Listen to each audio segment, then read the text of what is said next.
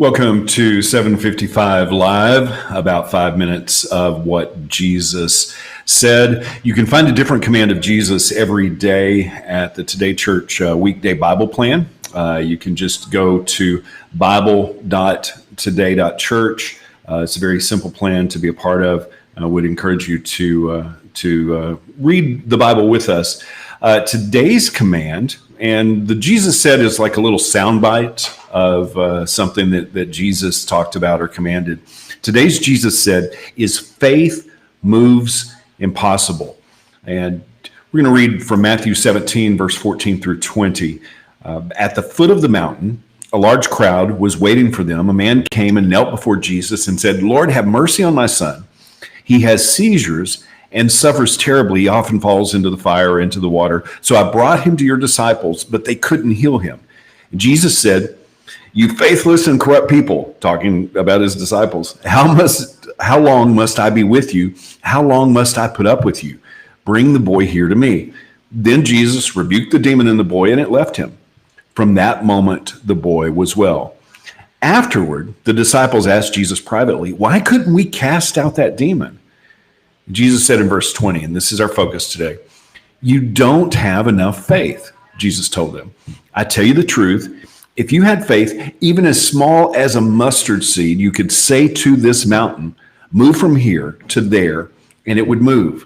Nothing would be impossible." Jesus said, if you had faith just as a grain of mustard seed, which is one of the smallest seeds out there, he said that you can say to this mountain, "Be moved," and it will move. So the Jesus said today, faith moves impossible.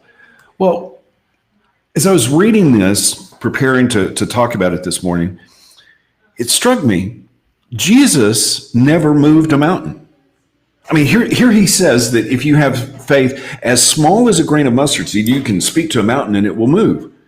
We don't have any example of Jesus actually speaking to a mountain and moving it. Now, he spoke to the wind and the waves and they calmed. He spoke to a dead man and Lazarus was raised from the dead. He healed lepers. He healed the blind. I mean, all of these things, but Jesus never said to a mountain, "Move and be cast into the sea." But he said that the smallest amount of faith would allow us to do that. But why did Jesus never move a mountain? Well, I believe it's because Jesus wasn't doing his own agenda. In fact, Jesus said in John 5, 19 through 20, he said, "I tell you the truth, the Son can do nothing by himself. He does only what he sees the Father doing. Whatever the Father does, the Son also does." Jesus wasn't doing his own thing.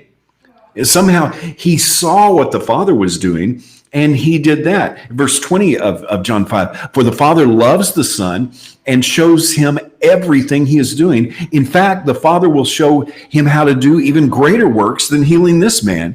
Then you will truly be astonished." Jesus had all of the faith. I mean, he is the perfect example of everything. He had the faith to move a mountain. Why didn't he speak to a mountain? Because that's not what Jesus saw the Father doing. The Father had a specific plan and purpose for Jesus, and Jesus walked in that, and miracles happened.